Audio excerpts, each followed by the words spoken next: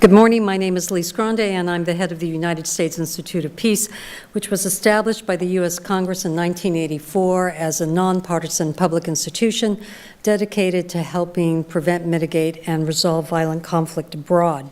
We're very pleased to welcome everyone to this important conversation on how to hold the perpetrators of aggression, violence, and human rights accountable in an age of impunity, where civilians are being increasingly targeted in conflict, rights are less respected, and officials and leaders in all parts of the world all too often act as if there are few, if any, constraints on their actions. It's an honor to welcome David Miliband, the president of the International Rescue Committee, and one of our generation's most thoughtful, humanitarian, and public leaders, to discuss this critical challenge with Ambassador David Scheffer, who is a distinguished expert here at USIP, a professor of practice at the School of Politics and Global Studies at Arizona State University, and who served as the first United States ambassador at large for war crimes. One of the most remarkable hallmarks of the past 80 years since the end of World War II has been the global commitment to holding countries and our leaders accountable for the actions they take in our names. This commitment has been shaped and is daily renewed through the application of the rules and principles in the United Nations Charter, through hundreds of international, regional, and national institutions, and through domestic and international legal frameworks that are used by people across the globe to counter the forces of impunity. Yet, in spite of this extraordinary architecture, impunity grows ever more pernicious, threatening to undermine civilized relations between countries and within nations. David Miliband is in the forefront of global leaders and determined citizens who are crying foul and insisting that all of us do more to uphold the norms and protect the institutions that promote and ensure accountability. As the head of the International Rescue Committee, David is also one of the world's leading emergency forecasters. Each year, IRC produces an emergency watch list of the 20 countries where the greatest deteriorations and worst humanitarian emergencies are expected. At the top of this year's list is Somalia, followed by Ethiopia, Afghanistan, Democratic Republic of Congo, and Yemen. The list includes Syria, South Sudan, Burkina Faso, Haiti, and Ukraine. It is no coincidence that in a number of these countries, impunity is widespread and deeply embedded. USIP is honored to welcome you, David. Thank you. David served as the Foreign Secretary for the United Kingdom from 2007 to 2013 and was a member of the UK Parliament from 2021 to 2013. Since 2013, David has been the president of the IRC, where he oversees the agency's humanitarian relief operations in more than 40 war-affected countries and its refugee resettlement and assistance programs in 28 U.S. cities. President Clinton once described David as one of the ablest, most creative public servants of our time. We're very fortunate to have Ambassador David Scheffer join us today for the discussion. David is one of the U.S.'s leading experts on international law and international criminal justice. He served as the UN Secretary General's special expert on UN assistance to the Khmer Rouge trials.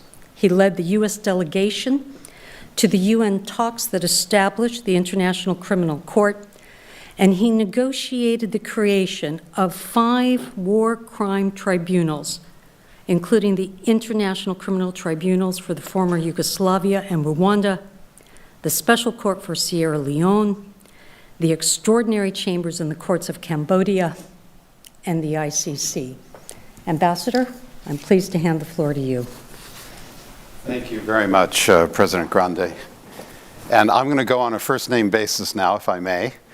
And I want to start by simply recognizing, from my vantage point, International Women's Day because I had the distinct privilege and honor for 8 years in the 1990s of working every day with, frankly, the most powerful woman in the world, who at that time was Dr. Madeleine Albright, first as the U.S. Ambassador to the United Nations, and then as the United States Secretary of State. So when that happens, you learn a lot of lessons. But one of the things that I recognized in her daily work was a constant effort to promote and elevate highly qualified women into the positions that they should, by merit, have. And she focused her work tirelessly on that. And certainly in my bailiwick of war crimes work, the first U.S. judge on the Yugoslav War Crimes Tribunal was Judge Gabriel McDonald, Texas federal court. She pulled her out of Houston, sent her to The Hague. She strongly supported Louise Arbour as prosecutor of the Yugoslav and Rwanda tribunals. Then she strongly supported Carla Del Ponte of Switzerland for that position. So, you know, repeatedly in so many areas, she sort of demonstrated that. And I want to tell you just one small, very brief anecdote. We were in Rwanda, and then we were flying into Burundi. When we landed in Burundi, we were immediately invited to a women's caucus among civil society in an auditorium. And as we walked into the auditorium, it was just hundreds of women. I was the only man there, period. And so I'll never forget what Madeleine said to me as we were walking down towards the stage. You know, she said, "David, you notice that there are no men here. And we're going to be talking about the role of women in negotiating a peace agreement among warring factions in Burundi, because their role is essential in this discussion. And yet no men of Burundi are in this audience. That needs to be corrected for the future." And I've always kept that in mind as to the critical role of women in peace negotiations. And I want to start, if I may, David, with this question. And we'll get to broader issues. But on this specific one, the International Rescue Committee, I hope all of you picked it up. This is a fantastic little document of 4 pages. At the back side of it is IRC's recommendations. And I find them all very compelling. One of them says, empower women in peace and security efforts. The role of women should be centered at every stage of conflict. This includes providing greater funding to women-led organizations, empowering women in peace processes, and supporting programs to address the disproportionate impact conflict has on women. From your experience, David, and you travel a lot into these regions, can you give us some sense of what you have witnessed the role of women has been in trying to deal with conflict issues and achieving peace within those societies so that these humanitarian priorities can in fact be addressed? Well, the danger is I spend the next 52 minutes answering that question. Let me just back up a little bit. It's a true honor to be here with Lise Grande. I first got to know you, I think, when you were working in Iraq.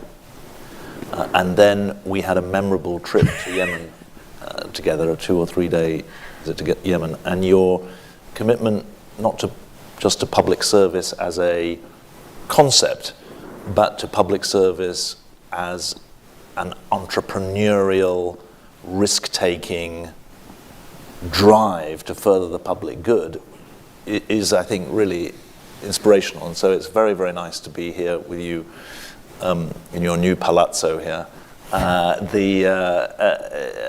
in your new fiefdom, because the experience that you're bringing from states and people experiencing intense conflict, sometimes localized conflict and sometimes internationalized conflict, goes right to the heart of this conversation we're going to have today, and we must try and do justice to that experience. I'm also truly honored, David, that we're doing this event together. I mean, you've forgotten more than I know about accountability, and so this is truly a discussion. On the question that you asked, just so that we're all clear, this emergency watch list, which the IRC publishes every year, was originally, 10 years ago maybe, 5 years ago even, an internal management document, We took some data sources, we looked at where was trouble happening, where do we need to pre-position people or goods or medicines, etc. And in that sense, it was a relatively traditional, certainly internal document. It's become something much more important for us, and that's why I was really pleased when USIP were willing to have a conversation, a discussion, both online and in person about it, because it's become, in our minds, an agenda for us, but also an agenda for the wider world, because none of the problems that we're dealing with can be resolved by us alone. And just so, for a bit of ground clearing, we're committed to being a data-driven organization. 67, I think, different bits of data go into the construction of the watch list that produces the 20 countries at greatest risk of humanitarian disaster in the next year. So it's forward-looking, although obviously the data is backward. Looking, 15 of the 20 countries have been there for more than 5 years, which is an interesting thing that we should come back to, because protracted conflict has accentuates the injuries of that people suffer, especially women, and we'll come back to that. But there's one other thing that I'm very proud of, which is that the number of documents I've read from NGOs which say, here are all the problems, and the answer is give us more money. We've deliberately just avoided that.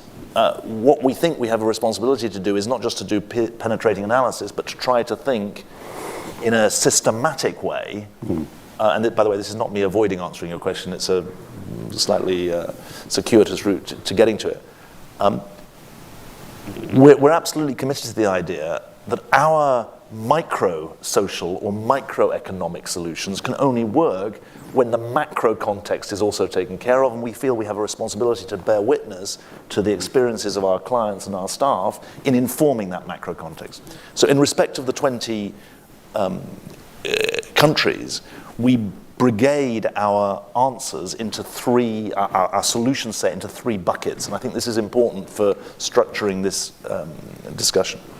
The first bucket is about breaking the cycle of crisis, and that can be micro or macro, so it can be about malnutrition and it can be about peacekeeping.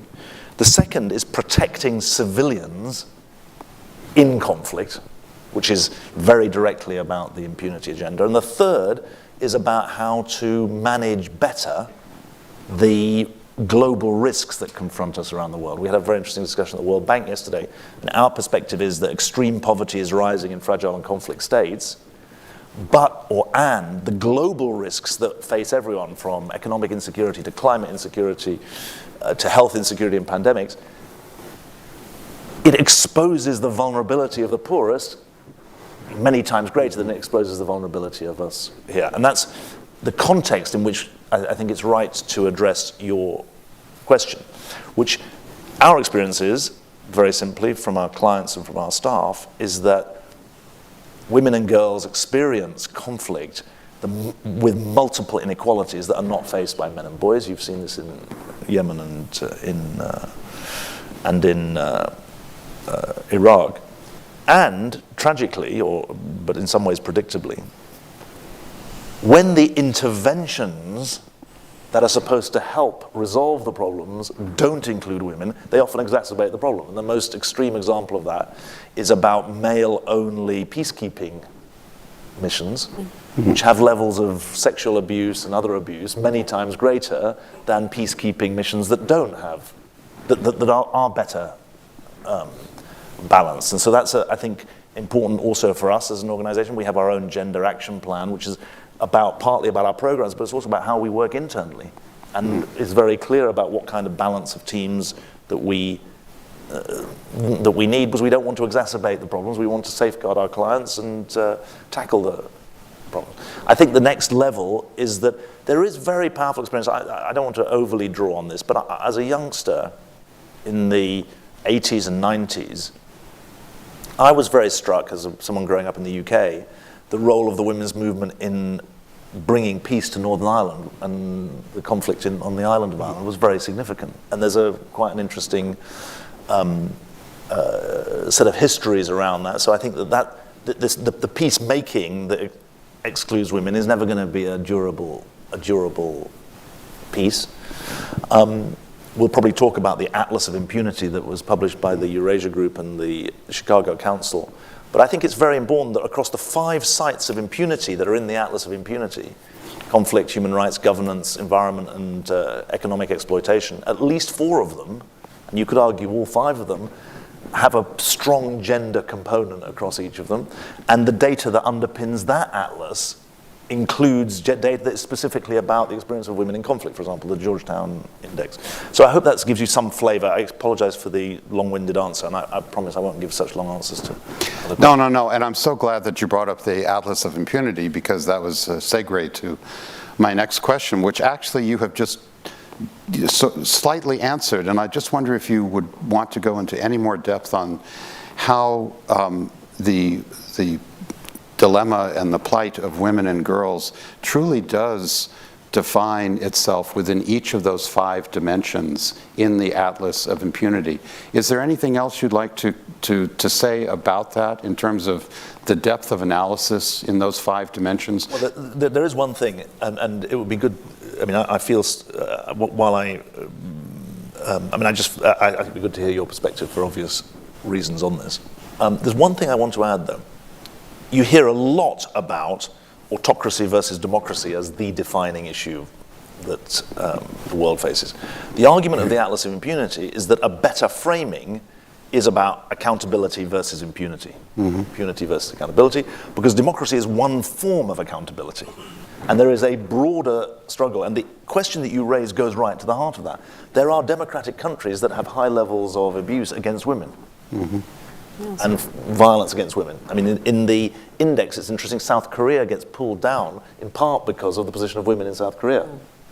So I think that is the additional dimension, that there's no room for sort of complacency, if you like, in any society, because what the Atlas of Impunity brings out is that the inequalities faced by women run across the spectrum of democratic and autocratic societies and across the spectrum of rich and poor societies. Lise, I'd like to ask you a question along that vein. You've had such experience with Yemen, and the role of women in Yemen is a very important one. I was at a function last week where Americans who had lived in Yemen in the early 1990s expressed such joy in how gracious and generous the women of Yemen were for them as they lived in Yemen and he was a geologist and did work there. And yet they now look at Yemen as obviously one, if not the most humanitarianly aggrieved, the greatest humanitarian crisis in the world is what the UN said, at least prior to Ukraine might be equal with Ukraine now in terms of dimension.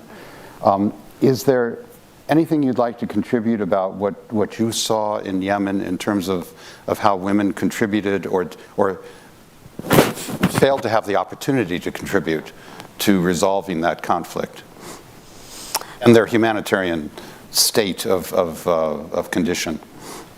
David, I think one of the things that if you worked in Yemen, you couldn't escape was the deep sense of disappointment and betrayal that many women felt about the international community. So against all the worst kinds of odds, in unimaginable conditions, you had women leaders who were heroically trying to defend their families and their communities and assert their wives. And they looked to the international community to take up that flag with them and to support them and to stand in solidarity with them. And the deep sense that we weren't doing enough, that we didn't care enough, that our responses were rote and perfunctory and insufficient, was felt across the board. And it didn't matter whether you were talking with an organized women's movement or you were talking with women leaders in a specific community. It raised a deeply uncomfortable question for those of us who were on the ground. Why was our response so insufficient? Why did women feel that rather than us as a support for them, rather than us as a champion for them, we were precisely the opposite? Very uncomfortable. And that's a good segue to my next question, which is, I'm going to stick with these recommendations because they're so compelling, I'm sorry, which is your third recommendation under Break the Cycle of Crisis, which is funding the front lines with a people-first MDB strategy, multilateral development bank strategy. And as it says here, MDBs are accustomed to a government-first strategy. They should shift towards a people-first strategy and formalize strategies for funding non-governmental organizations to better support areas without viable options for government programs. That struck me because, frankly, there's a little bit of deja vu there. Back in 1975, I spent a summer working for the president of the Inter-American Foundation here in Washington, which is part of the State Department. And the whole purpose of that foundation was to funnel U.S. assistance to non-governmental groups in Latin America and to circumvent what at that time were quite repressive governments. And the lack of trust as to how U.S. money would actually be applied by those governments was fairly strong. So the whole purpose was to get to those small NGOs. And from what I could see, it worked on a very micro scale, but it worked. And I wonder if you'd like to expand on that. I think this is such an important point, so let me answer it in two parts. First of all, the diagnosis and then the prescription, because I think it's important to bring out this point. If we'd been having this conversation 20 years ago, 80% of the world's extreme poor would have been living in stable, poor countries. And, 2000, so 23 years ago, when the Millennium Development Goals were launched. What happened over the succeeding 15 years, not primarily because of overseas development aid, primarily because of opening of markets, changes in China, changes in India, is that the story of the reduction of poverty in stable states is a remarkable success story. Yes. I mean, essentially, it's a 45-degree line down in the number of people. And I may have got this wrong, Sam, I'm looking at you, you can either nod your head or shake your head, that something like, it's gone from 800 million people in stable but poor states, extreme poor, which was previously $1.50 a day, is now less than $2.50 a day, and it's gone down to 150 million. And that may be a slightly pre-COVID figure, but you can see the change, more or less. There's an order of magnitude, that's basically right. But the number of people who are extreme poor in fragile and conflict states has gone from 20% of the total to 50% of the total. So it's now 150 to 200 million who are extreme poor in fragile and conflict states. And by 2030, the expectation of the World Bank is that the number of extreme poor in stable states is going to carry on going down, but the number in extreme poverty in unstable states is going to go up. Mm-hmm. So extreme poverty is going to become a conflict, climate, sort of disaster phenomenon. Mm-hmm. And that is absolutely critical to the role of the multilateral development banks and how they handle this, because these fragile states will become failed or failing states pretty quickly. And by the way, just as a sort of parenthetical bit of geopolitics, Russia, China, other countries are not ignoring these states. Right. They're not writing them off as too difficult to handle. In fact, the Wagner Group send platoons to go and support some of these governments, and the Chinese have representation and trading links. These countries are not irrelevant for geopolitics, and certainly not irrelevant if you look at the vote in the UN General Assembly about who supported the condemnation of the Russian invasion of Ukraine. So, diagnostic point, there's a new geography of global extreme poverty focused on fragile and conflict states. Point two, prescription. You can't just rely on the governments to accept or not accept loans and then distribute them to people. You have to find sometimes a way around the governments, or injecting some competition into the governments, or some incentivization into the governments, or fear into the governments. There are alternatives.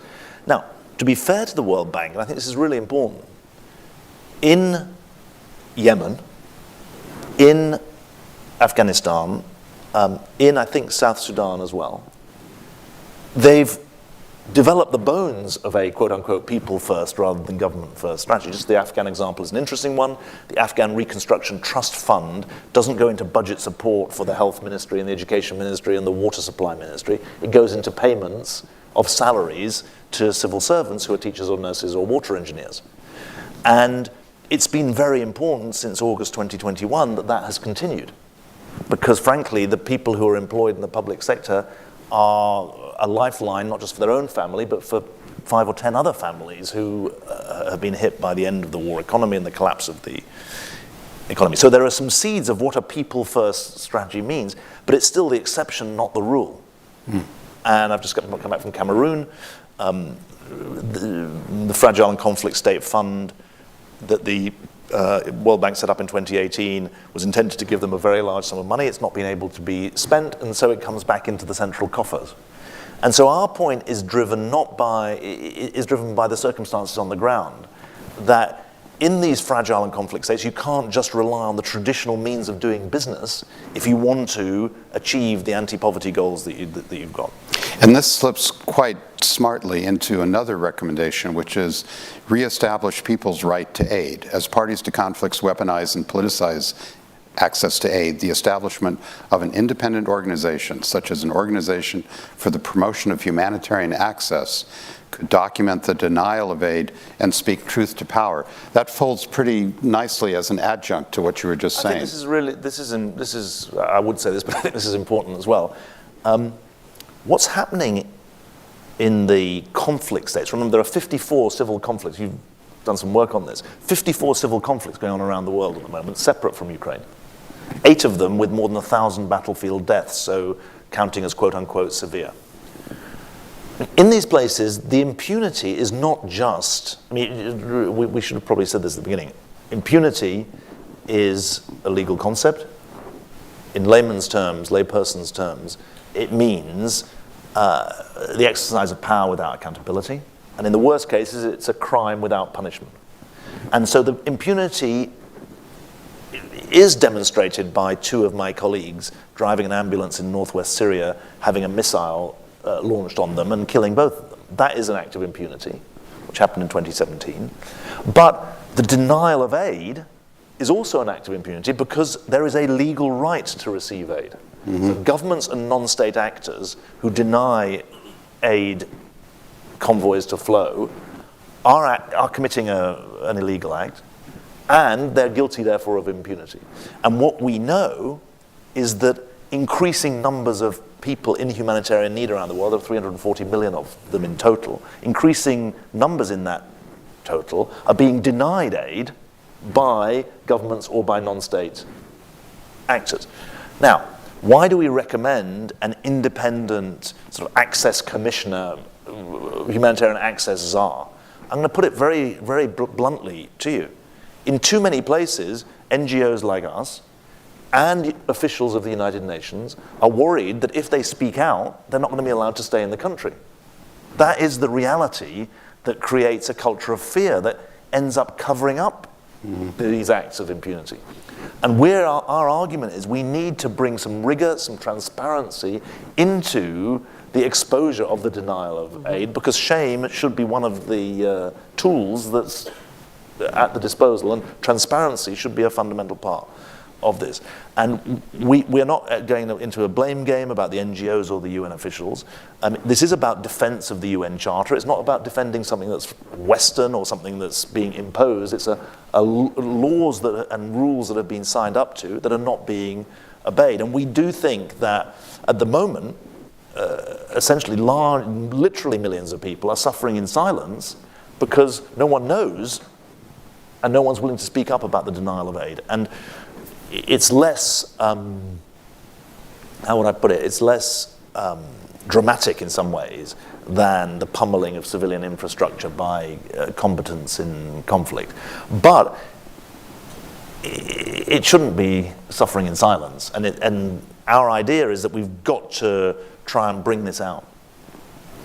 David, can I come in on this? Yeah, please. As a former humanitarian coordinator in the UN, we bore primary responsibility under the existing practice of access to continually negotiate with authorities on the ground who would either grant it or not grant it. Now, this is a very curious thing, because those people who bore that primary responsibility are bureaucrats.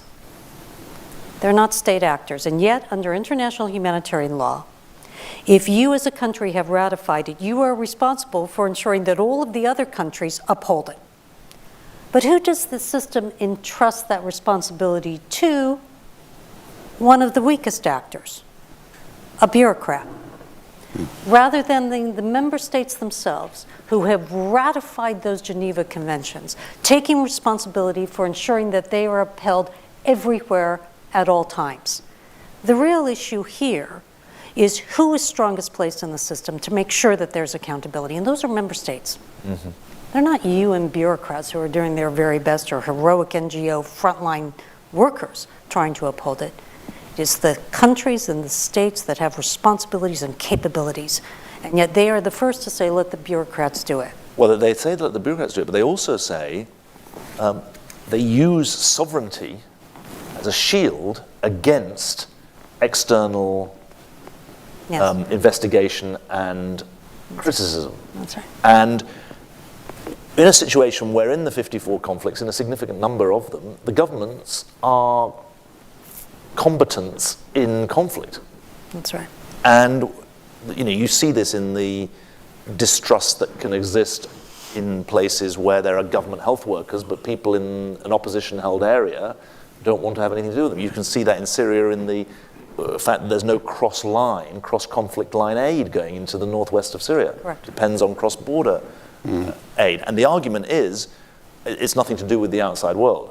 Our argument, I think, is it is to do with the outside world because you've made an international commitment by signing the UN Charter to allow to facilitate the delivery of aid. Mm-hmm. Exactly. And I just want to follow up, Lise. I know that a question that you have asked in other spectrums is so fundamental on humanitarian issues.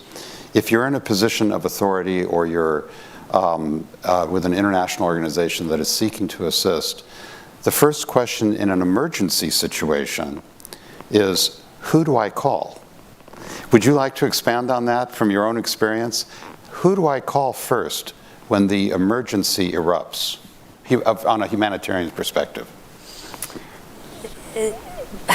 So, if you were a humanitarian coordinator in a place like Central African Republic, and the responsible authorities on the ground, whether they were state or non-state actors, were not providing access.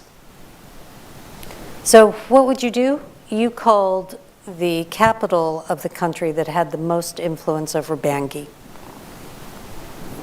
Rang them up, Paris, and said, can you please uphold your obligation under international humanitarian law to get the Central African Republic to allow humanitarian access?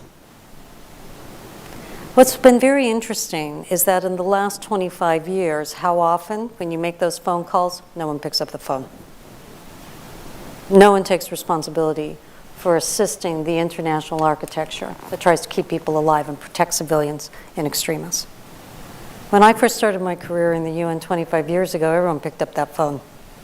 When I left the UN 2 years ago, almost no one picked up that phone when you called. And again, it raises the question about who bears primary responsibility for ensuring that civilians survive and live through these conflicts. And increasingly what's happened is that that responsibility and burden is being carried by NGOs and being carried by bureaucrats rather than by the state actors, as it should be.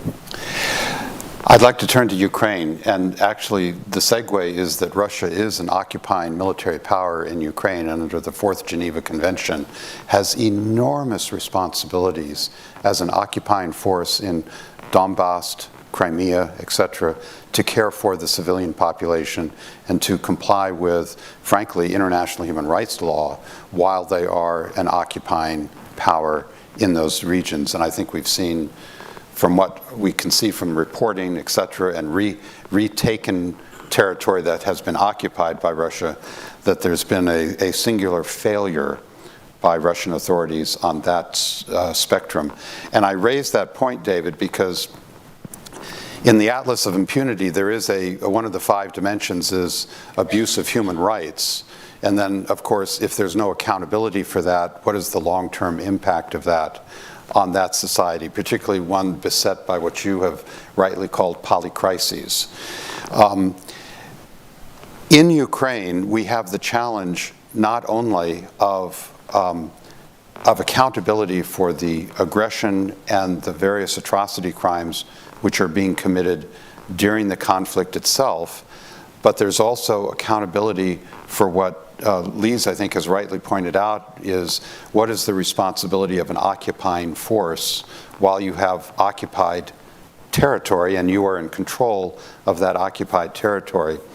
Is there anything that you've experienced from, I assume you've been to Ukraine and whatnot, that you'd like to comment on regarding either the necessity or not of achieving some measure of accountability in Ukraine? Well, I have been to Ukraine. It's important to say we've not been able to establish operations east of the conflict line. We're working far to the east of the country, right up, and I'm very proud that within 36 hours of Kharkiv becoming Ukrainian-held, we were delivering humanitarian aid in Kharkiv. And the work that's being done by our teams is really excellent, reaching suffered through the conflict and are still suffering from it because the front line is still very dangerous. But we've not been able to establish operations in the Russian-held areas. So my ability to comment on the situation there is very limited. What I can do is obviously speak to the wider accountability questions. And I would say 2 things about that. The first is that documentation is very, very important. And in this, the Ukrainians are doing an extraordinary job. And the ICC is on the ground also doing an extraordinary job. And I read somewhere 50,000 pieces of documentation and 50,000 incidents being documented, because that is very, very important. And the ICC is in there, and that gives me some comfort. Second thing, and I tread into this area gingerly as someone who resides in America at the pleasure of the US government, is that the ability of the US to argue for accountability for others is obviously undermined when it doesn't have accountability for itself. And it was interesting at the Munich Security Conference, Vice President Harris made a very powerful speech about the need for accountability, both in respect of aggression and in respect of war crimes on the initial aggression and war crimes on the ground. But I mean, the number of people who weren't from the Western grouping who said to me, yeah, but is America a part of the ICC? Of course, it's not ratified. In fact, someone in your conversation on your panel at Munich, from a Nobel laureate in the audience, asked that exact question. Yeah, to your group. Exactly. So I think that there is it would be dishonest not to mention that is there.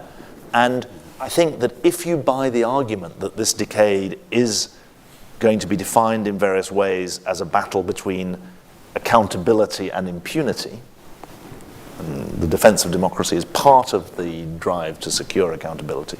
But if you buy that argument, then the narrative war is going to be fought in part on whataboutery. Not on the substance of the individual issues, but what about X? And essentially, the allegation will be that Western powers are speaking with forked tongue, that they want accountability for others but don't want accountability for themselves. And I have to tell you, that is an argument that has a lot of ground. And obviously, I applaud the determination of any government that wants to argue in favor of accountability. But it's essential to point out that it's undermined when the physician doesn't heal thyself. Exactly, and I am plagued by that question constantly when I appear before audiences. Lauren, do I have time for a little more, or yes? Okay. We should probably say that people are able to ask questions online and in the audience, is that right? Right, and I just want to make sure we start that process. I have one last question, which is, there is a map. Let's see, is it in here? No, it's actually on the front page, the map of your flyer. And you'll notice that all the way over on the left is Haiti. And of course Venezuela, but it has always struck me, and maybe Lise, you'd also like to answer this from a humanitarian assistance perspective.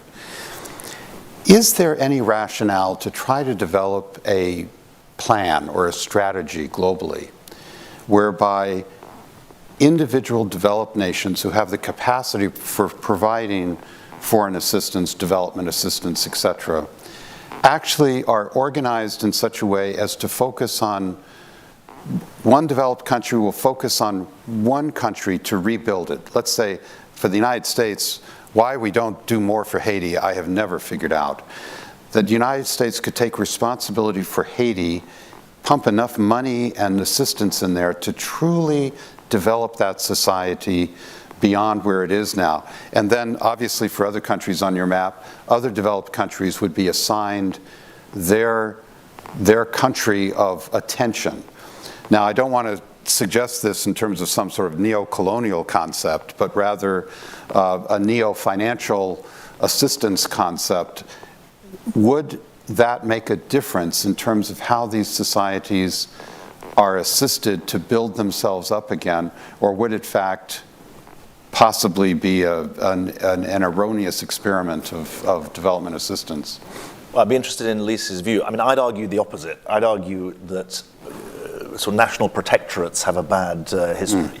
And what we suffer from in the international humanitarian system is too many different donors with their own priorities. I'd argue for more pooling, more combined resource, more multilateral effort, rather than sort of bilateralism of a stronger kind. Now, geography, history, trade links, people links, create all sorts of informal responsibilities that mean that some countries play a bigger role than others. But I can report to you that our sector is plagued by fragmented donor behavior rather than unified donor behavior. So I'm concerned to avoid that.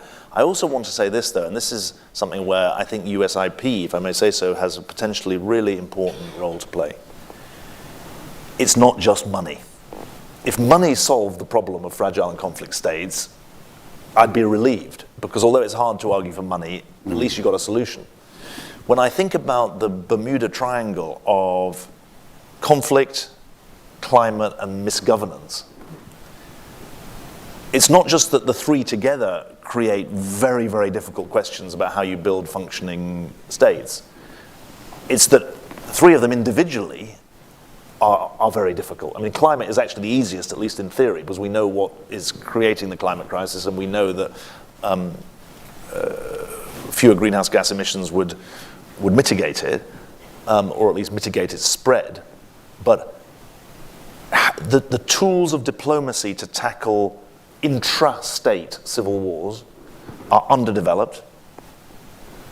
And that's why civil wars go on for so long, and it's why the most likely outcome of a civil war is a renewed fighting. And, let's be honest, issues of governance. People write PhDs about it, but it's hard to find an answer to it. And so I'm very concerned that while we're getting better and better at delivering humanitarian aid that helps people to survive, and at the micro level to recover from trauma and to eke out some dignity of existence, at a macro level, the big questions about conflict, climate, and governance are not well answered. And the macro question of how you stop fragile states becoming failing states really needs the micro intelligence of organizations like ours and the macro perspective of organizations like yours, I think. Do you want to have a go at that question? Any perspective, Lise, that you'd like on either my direct question or David's follow-up? Knowing that we have colleagues who want to join in, I think a quick reaction, David, to your important point is to recognize that the institutions which have served the international community well in the last 75 years, and that have served our regional organizations well, and that have served many countries well, are completely overstretched. And in many cases, collapsing and disintegrating and becoming dysfunctional because of the demands on those institutions to respond to a set of crises for which they were not created and do not have the capacity to address. I think in many ways what we're really talking about is a very smart way of addressing institutional fragmentation and breakdown. And that until we are able to do that systematically and in ways which are creative, the kinds of problems we've been discussing will not have an answer. Well, shall we go to questions from the audience first? And then I know Lauren has some online questions that likely have come in. Anyone in the audience? I know we have some journalists, and you're more than welcome to dig in here. Hi, thank you very much for your time. It's an honor to be here. A graduate student at American University studying international peace. I just wanted to comment on the striking a new deal for forcibly displaced, and just wanted to hear your, perhaps even if you wanted to list states or nations that you feel could take this place, including the United States, in the world to deal with displacement. Both my parents come from countries that they themselves were displaced, and thanks to the efforts of the United States and other developed countries, of course, I'm here today. But I think some of that concern seems to be, it's increasing, obviously, in this unstable world, and there are many countries that are working, unfortunately, their populations against this concept. Could you speak on maybe this a little bit more and how other governments could respond, and maybe what those governments should be? What's a list of governments that should really be working on this? Yeah, great. So there are 45 million people who are refugees or asylum seekers today. In the House of Commons yesterday in the UK, the Home Secretary said that there were 100 million people on the move who could come to Britain. And what she was using was the figure of internally displaced plus refugees and asylum seekers. And of course, conjuring up an utterly absurd scare story to try to justify some measures that she was announcing yesterday. Because, as I pointed out on Twitter, the people who've been driven from Aleppo to Idlib as internally displaced are not about to come to the UK. They can't get out of Idlib. That's the whole point. In respect of the New Deal for the forcibly displaced, of the 45 million, the vast majority are in poor countries or lower middle income countries, not rich countries. They're in Bangladesh, Turkey, Lebanon, Jordan. Jordan's now a poor country, at least on the official statistics. Uganda is a good example. Pakistan, with a lot of Afghan refugees. And our idea of the New Deal for the forcibly displaced is that you have to think beyond humanitarian aid in terms of the support for the delivery of what is effectively a global public good of hosting of refugees. Right.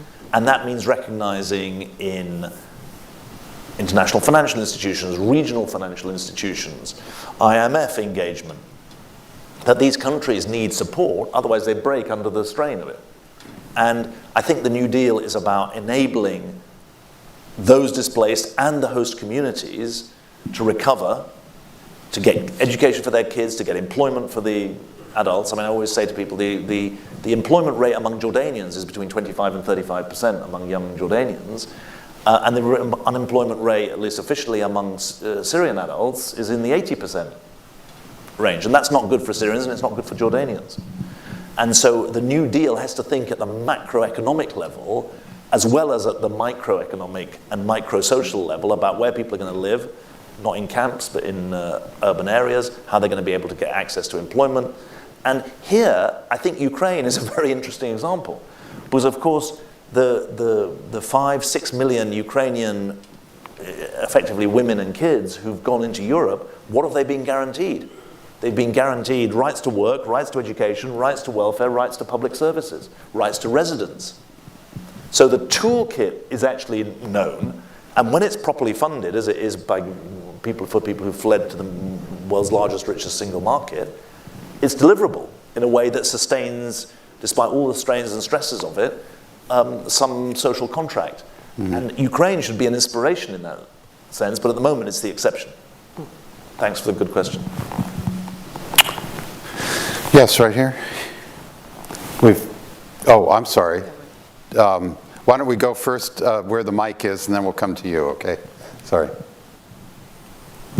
All right, thank you so much. My name is Karim Tambi. I'm a Ugandan human rights activist. I'm glad you spoke about Uganda and the refugee crisis.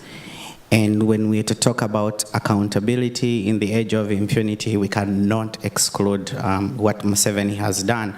So much as we have talked about Uganda hosting refugees, we haven't tackled the root cause of refugees flowing into Uganda. So most of them have been coming in from the Congo, which Uganda owes reparations for plundering and taking mineral resources for years.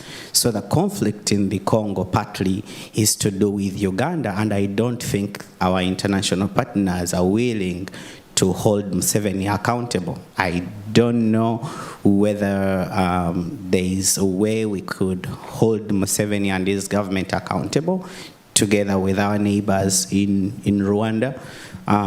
They have been partly to blame for what's happening in the Congo. So thanks for the good question. I mean, I'd highlight South Sudanese refugees as well as Congolese. I mean, obviously you know the situation in Uganda far better than I do, but there's a very large, there's over 1 million, maybe even 1.5 million South Sudanese refugees in Uganda. And you make a very interesting point that while Uganda rightfully gets credit and applause, including from me, for the way in which it treats refugees, there's a much wider context, both about human rights in the country, but also a wider regional context. And when I said earlier about how the tools to tackle what is domestic conflict, civil conflict, there's a very important rider to that, which is that both in their origins, civil wars obviously have engagement of other countries, but also in their ongoing nature, the evidence of what's called internationalized civil conflict. In other words, civil conflict that has external actors playing a role, that's also significantly on the rise. In the longer version of the watch list, I think we point out 18, I've got in my head, 18 of the 54 civil conflicts involve international actors, not just, a number of countries with 2 or more conflicts. I think we've got in here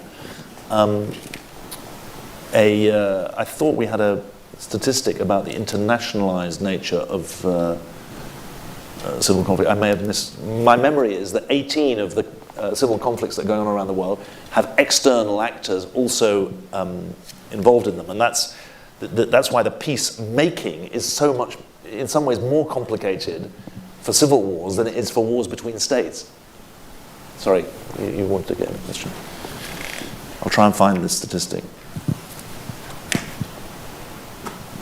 Hi, thanks very much for your comments so far. My name's Gayla and I work on Middle East issues at the British Embassy here in Washington. Syria is very much on my mind at the moment, not just because we've got the 12th year anniversary of the conflict coming up next week, but also with the devastating scenes from the earthquake that we've seen in the past couple of months. As I know you know, unfortunately now every 6 months we have this battle in New York at the council around aid access and aid crossings, and I think Northwest Syria is kind of the best and worst example of the politicization of aid and the kind of lack of impunity that we have with the Assad regime. I think, obviously post-earthquake, Martin Griffiths did some great work with the regime in trying to get those 2 extra crossings reopened for a temporary amount of time. But we see the regime benefiting massively from all this kind of earthquake diplomacy that's going on with, loads of states now re-engaging in a way that they felt uncomfortable doing so before, kind of using the earthquake as a hook. I guess my question is, what could and should we be doing differently in Syria? Because so far it just doesn't seem to be working. Thank you. Well, it's a great question, which I've learned in America. People often say that's a great question, and that often means that people don't know the answer to the question. That is a great question. Here's my reflection on it. It's not an answer because I haven't got a good enough answer. A forgotten conflict is not a resolved conflict, and Syria was a resolved conflict before, was a forgotten conflict before the 6th of February. Before the earthquake, it had gone off the agenda. Secondly, the issue that you point to, the closing of official border crossing points, one from Turkey, two from Iraq, into Syria, is a classic example of the use of sovereignty to deny legal rights to 6.5 million Syrians who live in non-government controlled areas. Probably 4.5 million in the northwest, maybe 2.5 million in the northeast. Thirdly, my data, and this is now a week old, we've got about over 400 people in the northwest, is that although there have been there's been an increase in the official border crossings, we haven't got more trucks going through than before the earthquake. It was, I've got 54 in my head, but I don't know whether that's right, but I haven't got that's a week old, but there hasn't been a flood of aid into northwest Syria. And so when we say survival is success in northwest Syria in the next weeks and months, that's because the dangers of cholera, the dangers of other disease is absolutely ever present, never mind the lack of treatment for people who've been injured in the earthquake itself. We lost 2 of our own staff members on that. And then I just want to make one more point, which is maybe so generalized it will seem glib, I hope not. The multilateral system has been elbowed aside in discussing the politics of the future of Syria. The UN system has been elbowed aside, even though one of your former colleagues, Geir Pedersen, does a heroic job in trying to keep the international multilateral effort going. Russia, Syria, Iran, Turkey, the Astana process is center stage, not a global multilateral effort. And that, from leading a humanitarian organization, I feel it's from my responsibility to talk about that, not because it shortchanges the people on the ground who we're trying to help. And they can't be helped by the world because the world has been pushed to one side in some ways. And so those are reflections, not an answer. And I'm very pleased that there's something you're working on. If I can come in on the obvious point. In 2005, at the Summit of World Leaders, the responsibility to protect was adopted as a guiding principle to be followed by the member states of the United Nations. As we all know, the responsibility to protect is based on the premise that if a government is unable or unwilling to protect the people it administers, it is the responsibility of the international community to do that. You don't have to stretch that very far to make the same argument that if a government is unwilling or unable to provide humanitarian assistance, which is guaranteed to people under the Geneva Accords, the international community has a responsibility to do that by all means necessary. That's the corollary. Now, it's never been pushed that far. There isn't a humanitarian that works in a war that doesn't think it every day and doesn't wonder why the international community has not moved in that direction. It is, of course, the decision of the member states whether or not they would move in that direction, but I think most of the people who day in and day out try and keep people alive under the most impossible, horrendous conditions imaginable would hope that that is at least a discussion. Lauren, do we have online?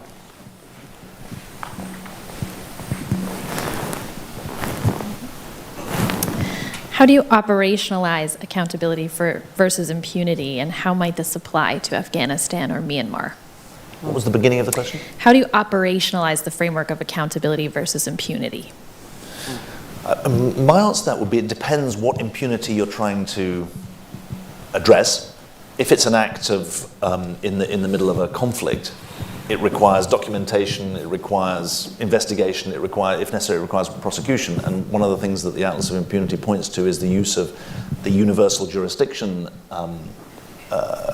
legal template, which David can speak about, to prosecute Syrian generals in German courts for abuses.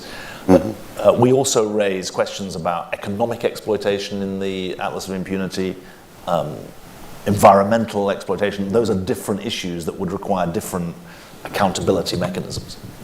And I think that's one of the strengths of the Atlas of Impunity, which the Eurasia Group and the Chicago Council on Global Affairs produced under David's leadership. is that they show the multifaceted character of how to identify accountability, not just in courtrooms, but in many other dimensions that lead you to a more fulsome understanding of impunity society by society. It's 10:59. Do we have time, Lauren, for one more from online? Or okay, let's try.